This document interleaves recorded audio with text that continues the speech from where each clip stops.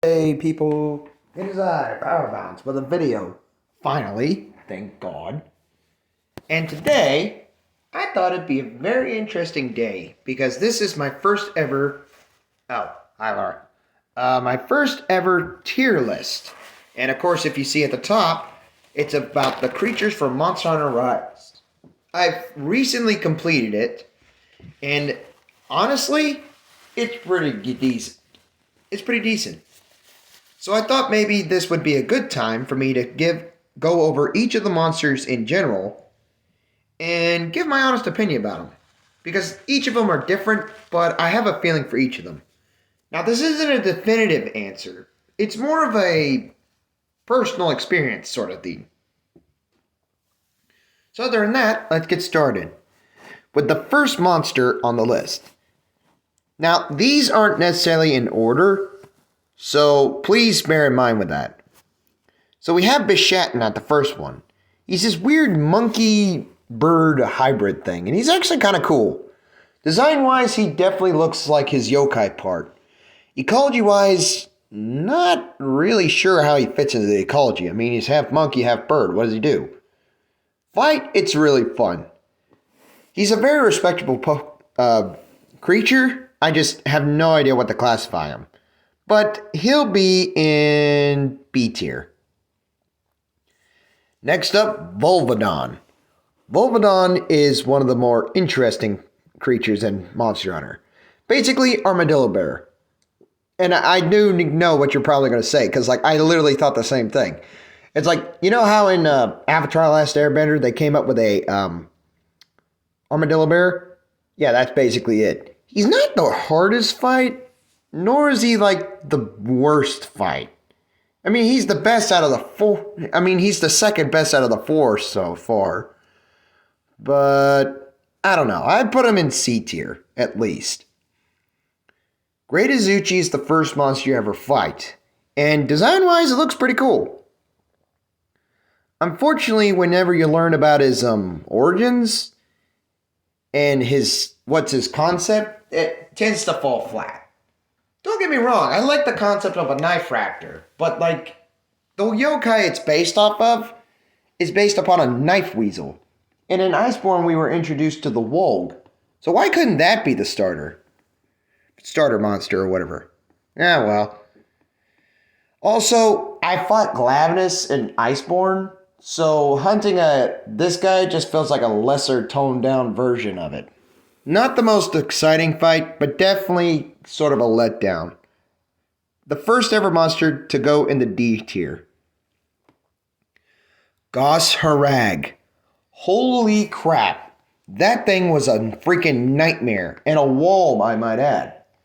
A monster that I honestly think deserves more praise than it gets. Think of it as an Oni bear and able to freeze its arms into ice blades. And you pretty much got yourself what that is. And ironically, the fight's fun. No, seriously, you may think it's like bullcrap or something, but it's actually really fun. And I did not expect myself to have that much fun fighting him. So he's going to be the first A tier. Now, we won't be doing that one, but we will be doing the one next to it, Azeros. He's a bear, and that's literally his whole thing. And I know it's supposed to be pretty cool and all, because he's a bear, all that sort of thing. But at the same time, what works for him in Monster Hunter is that also what works against him.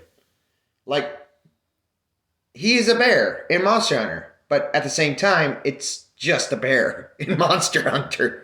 And all he wants to do is just eat his honey and basically eat his honey and walk around, sleep.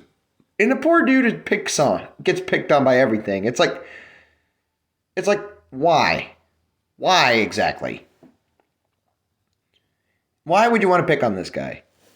He's not exactly the worst fight, which is why he's basically a basic bear, which is kind of sad, really.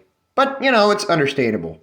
I'm going to put him at the front of Great Izuchi, so that way we can actually, establish that there is an order here. Mizutsune.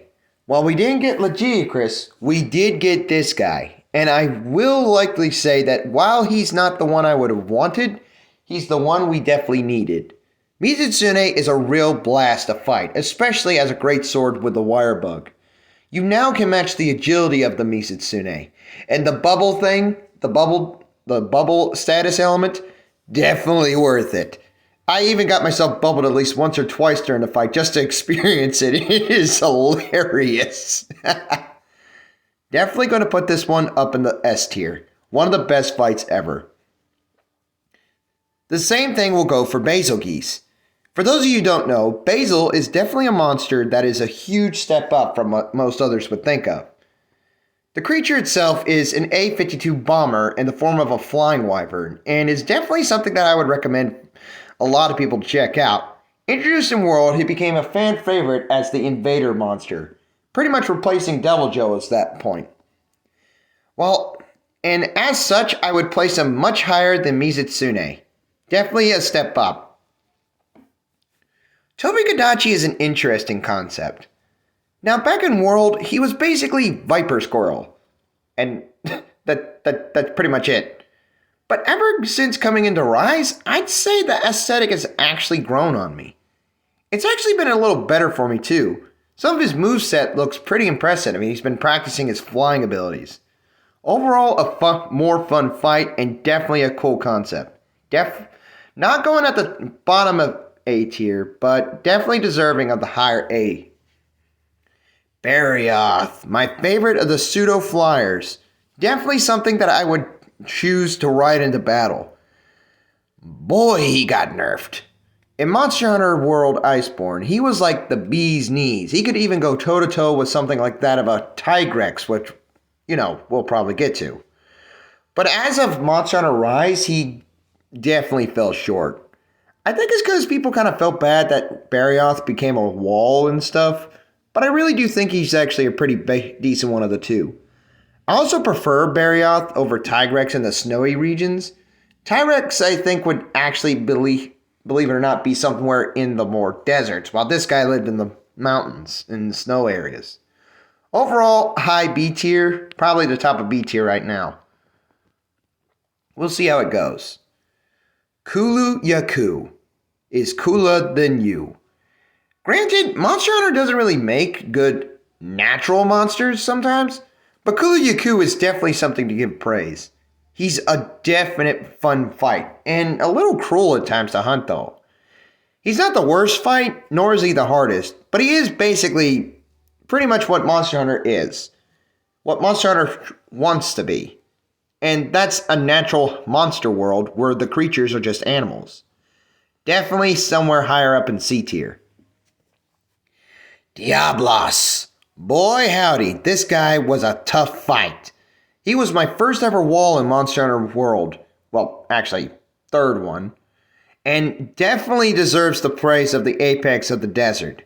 This guy is actually a giant cactus eater, which is a bit ironic considering the fact he acts aggressively.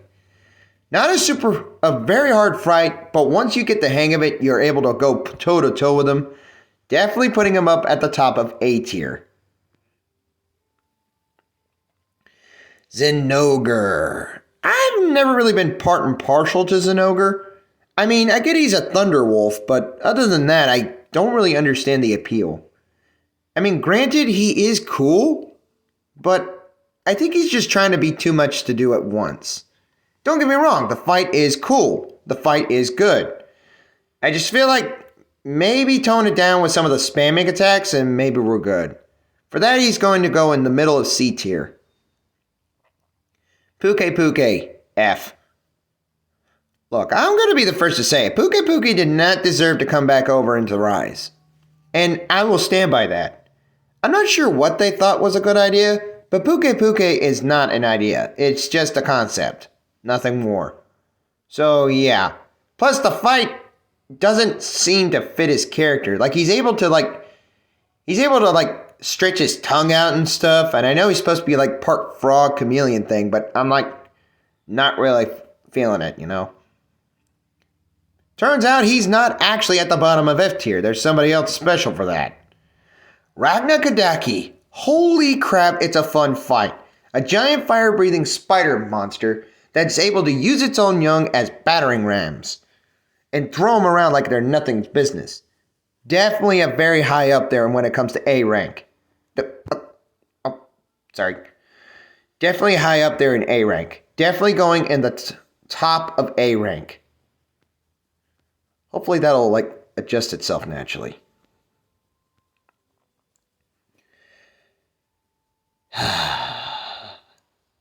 Bottom of B rank. Bottom of F rank. All the way down to the bottom. Magna Mallow is a chore to fight. And he doesn't even look that cool. I mean, granted he's got all these cool elements, but I feel like they just don't know what to do with him. And that's really depressing sometimes too, because he's actually one of the cooler flagships, but he's such a massive letdown. Plus his turf wars are a bit crap too. It's like he can one-shot anything, despite the fact that some of them can fly. Overall, not really one I would recommend. Aknosom, definitely a cool monster, and probably should have been the starter monster instead of Great Izuchi. Basically, it's a kung fu fighting fire stork, and I love it for that. It's gonna go in the middle of B tier for me. Gyarados, this guy got a major upgrade in this game, and definitely deserving of its A rank title. However, I will state that the fight is a little lackluster, but the Flooded Forest does seem to fit him more than most others think. So yeah, he's definitely going to go up here in A tier. Somnicanth. Not the worst fight nor the hardest, but I do think that this thing could have been a little bit better. I will give it one thing though. I feel like this thing deserves to stand on its tail more than the others, than Bishaten, which makes it above Bishaten in B tier. Now, Troodonodon is many things. Fun? Maybe. Big? Yes. Over the top? Definitely. But a disappointment? No. This guy is the epitome of, let me be what I want to be and you do what you can do. And quite frankly, he's one of my personal favorites in the game. While he's not necessarily high up there in my list, probably about 150, he is a pretty decent monster to begin with. At the same time, though, he's definitely an improvement above Izuchi, but not really enough above Bishaten. So this guy is going to get the rightful spot at the top of C tier. Great Roggy. Holy crap. I don't think many people think this, but Great Roggy is actually a fun fight. The creature's ecology is pretty interesting, especially in the ecology scene. And it's something that I don't think many people give credit to. Definitely going at the bottom of S tier, but definitely deserves to be there, regardless. Great Baggy is kind of like a sleepy gimmick in the ice world, so I don't really have much to say about him. I mean, he's there. I'm going to put him at the bottom of C tier. Anjanath, top of S tier. And you may think this is just me being biased, but no, this guy definitely deserves to be at the top of S tier. Why? Because this guy is the epitome of what Monster Hunter is. The concept, it's a fire-breathing T-Rex. The world it lives in, it's a desert or a jungle. The guy is literally full of character and was, once again, since World, a proper wall.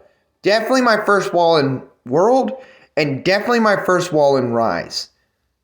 Anjanath, I'm glad you came over, and it's nice to see you get the tender loving care you deserve. You're probably not going to believe who I put below. Now, this next one is probably not really going to be surprising for everybody, but definitely surprising to a lot of fans. In the middle of F tier, we have daggum freaking Tigrex. Look, I get the concept of what he's supposed to be trying to be, but come on, man. Can you tone down with the charge? Basarios is actually not that bad. I mean, he's nothing great, but he's not that bad. I'd put him like at the middle of B tier at best. Just a thought. I mean, I know that's probably crying foul to all you Basarios fans, and I haven't seen a Gravios yet. So, we'll keep you posted. Barroth. The Brute Wyvern, not Barioth. That's something else. Definitely a decent monster and a welcome addition to see again. I will admit, though, the mud actually makes him a much more of a decent fight. In World, he was sort of a D tier, but now he's at the bottom of B tier. which is actually pretty surprising. I bet all you other guys didn't know about that. Rathian, top of C tier. And look, I know that's probably a disappointing thing to hear, but just hear me out. Rathian isn't exactly supposed to be that cool. I mean, it isn't. It's just, look, it's kind of hard to explain. But for Rathian, I feel as it's more of a,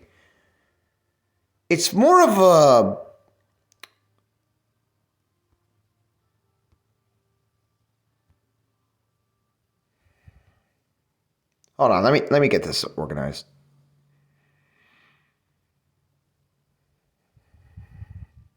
Hold on, let me get this organized. I might be able to move some stuff around. Now, for Rathian, while I get this stuff sorted, for Rathian, it's not that it's a bad fight.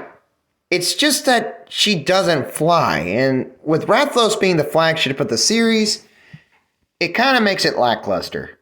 But it is an appropriate fight. Don't get me wrong, it's not the worst, but it's definitely not the best. It's like in that gatekeeper rank there. If you know you can beat a Rathian, then you know you're good. Rise may have actually done Nargacuga justice. In Iceborne I never really understood his concept, but now in Rise, it's actually better. He's going to go at the bottom of A tier, right before Geratodus. Rajang. The only reason why I'm putting Magna Malo under Rajang is because the guy is a dadgum powerhouse, but at least he has something appealing about him. Look, I know I'm not supposed to be fickler about a lot of these monsters, but for crying out loud, what's up with the constant charging?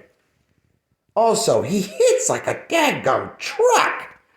You'd think the Super Saiyan monkey would actually leave you alone after he goes Super Saiyan, but nope, he has to go Kaioken. Why? I don't know. They put too much power in this ape. I don't want to see him come back in the franchise. That's enough. Almadron, basically the Shrek of Monster Hunter Rise. He lives in the swamp. And I will say, I do like the way he looks. He's going to be going at least in the area where Diablos is. He's not the worst fight. He's not the best. But he is a fun fight. And that, at the end of the day, is the most important thing to take away from it.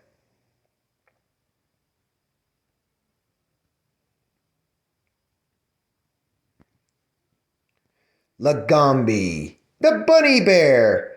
Oh, he's so cute. See.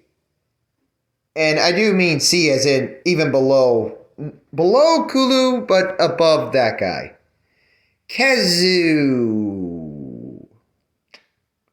Look, I don't know what to tell you. Khezu isn't exactly a very good fight. I mean, it's supposed to teach you patience. He's not bad, but good lord, why does he gotta look like that? Bottom of D tier. Great Royal Ludroth. Sorry. He's basically like Fish Great Jagras, and I do like him. If Underwater Combat came back, he'd probably be an A tier, but for now he's going to go in the middle of C tier. Not really a place I would want to put him, but it's a definite reason to put him there. Rathalos. He's a good fight no matter where you are in Monster Hunter. Definitely going to go in the top rank of Monster Hunter A tier list.